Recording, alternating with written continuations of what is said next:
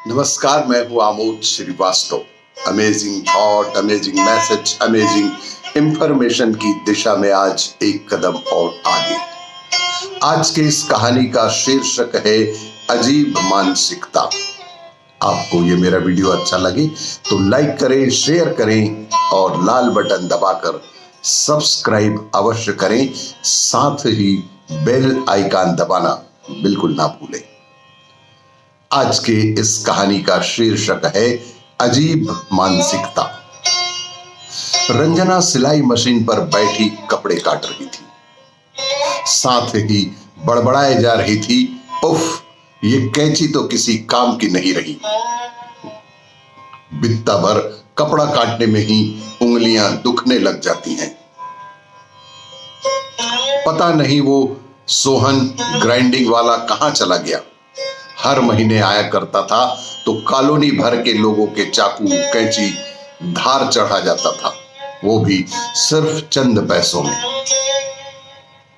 सोहन एक ग्राइंडिंग करने वाला, यही कोई 20-25 साल का एक नवयुवक था। बहुत ही मेहनती और बेहद मृदुभाषी था मोहन। चेहरे पे उसके हमेशा पसीने की बूंदें झिलमिलाती रहती थी, लेकिन साथ ही मुस्कुराहट भी उसके चेहरे पर खिली होती थी। जब कभी वो कॉलोनी में आता तो किसी पेड़ के नीचे अपनी विशेष प्रकार की साइकिल को स्टैंड पर खड़ा करता, जिसमें एक पत्थर की ग्राइंडिंग व्हील लगी हुई थी, और वह खुद स्वयं सीट पे बैठ के पैडल चला के घुमाते हुए पत्थर की व्हील पर रगड़ रगड़ कर चाकू और कैंची की धार तेज कर देता था, हंसते हुए, मुस्कुराते हुए। इसी बहाने कॉलोनी की महिलाएं वहां इकट्ठा होके आपस में बातें किया करती थी। उन्हें अवसर मिल जाता था, कुछ समय मिल जाता था कि वे आपस में कुछ बातें कर सकें। जब वो नाचती हुई ग्राइंडिंग व्हील पर कोई चाकू या कैंची रखता तो उससे फुलझड़ी की तरह चिंगारियां निकलती, जिसे बच्चे बड़े कौतूहल से देखा करते थे और बेहद आनंदित भी हुआ करते थे। बच्चे उस समय दीपावली जैसा महसूस करते थे।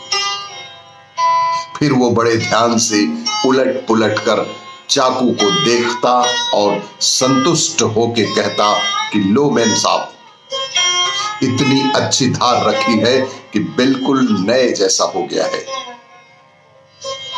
अगर कोई उसे 10 मांगने पर 5 रुपए ही दे देता तो भी वो बिना कोई प्रतिवाद के चुपचाप जेब में रख लेता, और अक्सर यही होता भी था कि उसके 10 मांगने पर उसे 5 ही दिया जाता। लेकिन मोहन कभी भी किसी से कोई विवाद या प्रतिवाद नहीं करता। जो भी पैसे मिले वो उसे चुपचाप जेब में रख लेता।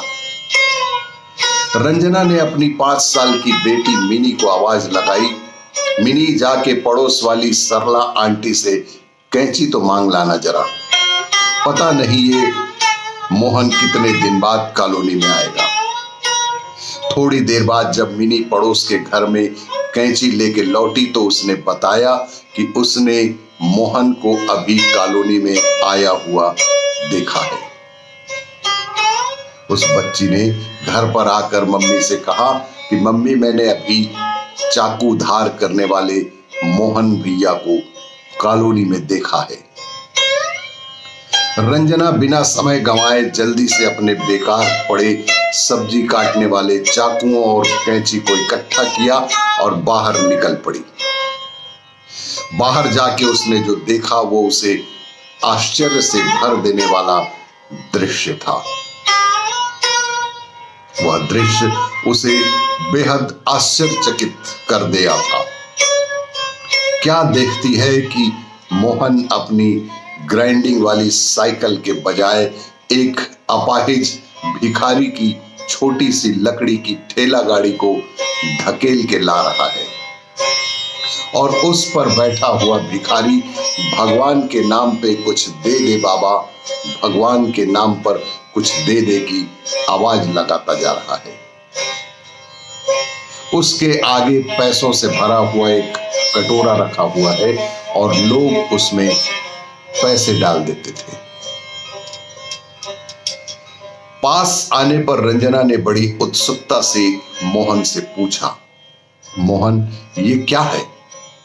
जैसे ही वह रंजना के पास आया, रंजना ने उसे बड़ी उत्सुकता से पूछा कि मोहन ये क्या है और तुम्हारी वो ग्राइंडिंग वाली साइकिल कहां गई? मोहन ने थोड़ा पास आके धीमे से फुसफुसाते हुए स्वर में कहा कि मेम साहब, सारे दिन चाकू कैंची तेज करके मुझे मुश्किल से 70-80 रुपए ही मिलते थे। पूरा दिन मेहनत करके पसीना गंवाकर काम करने के बाद मुझे दिन भर में बमुश्किल 70 से 80 रुपए ही मिलते थे, जबकि ये भिखारी अपना ठेला खींचने का ही मुझे 150 रुपए दे देता है। इसलिए मैंने अपना पुराना वाला काम बंद कर दिया।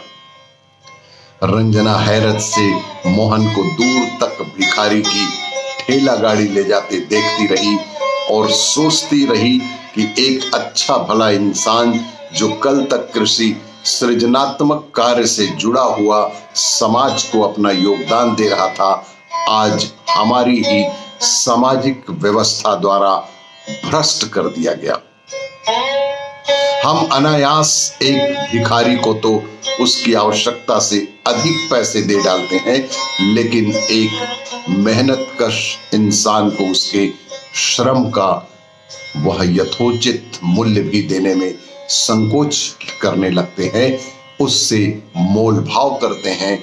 यदि हम हुनरमंद और मेहनतकशों को उनके श्रम का सही मोल दे तो कोई भी व्यक्ति भिखारी ना बने।